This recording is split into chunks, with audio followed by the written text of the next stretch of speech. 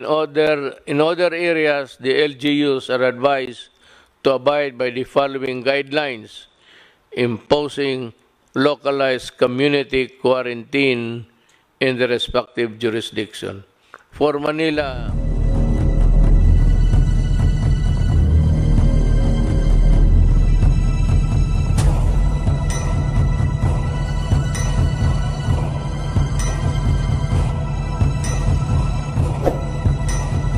ang COVID-19 pandemic ay nagsimula sa Pilipinas noong Enero 30, 2020 nang kumpirmahin ng Department of Health, DOH, ang unang kaso, isang 38 anyos na babaeng Chinese mula Wuhan, China.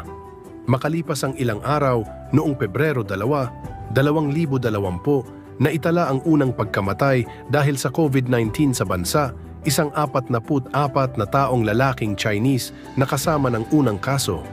Ito rin ang unang naitalang pagkamatay sa labas ng China noong panahong iyon.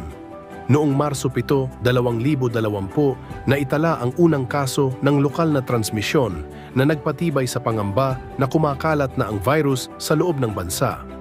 Dahil dito, noong Marso 16, 2020, nagdeklara si Pangulong Rodrigo Duterte ng Enhanced Community Quarantine, ECQ, sa buong Luzon, na epektibong nagsimula ng malawakang lockdown sa Pilipinas upang mapigilan ang mabilis na pagkalat ng sakit. Kabilang dito ang lockdowns, social distancing, pagsusuot ng face masks at paghinto ng operasyon ng maraming establishmento.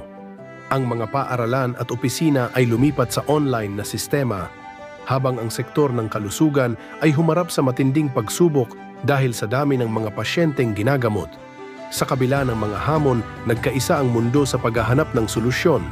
Mabilis na nakabuo ang mga siyentipiko ng mga bakuna laban sa COVID-19 na nagsimulang ipamahagi noong huling bahagi ng 2020. Sa paglipas ng mga taon, unti-unting bumalik sa normal ang mga gawain, bagaman may ilan pa ring kaso ng impeksyon. Ang pandemya ng COVID-19 ay nagdulot ng matinding epekto sa ekonomiya, kalusugan at pang-araw-araw na pamumuhay ng mga tao. Gayunpaman, itinampok din nito ang halaga ng pagkakaisa, agham at matibay na pananampalataya sa gitna ng matinding pagsubok.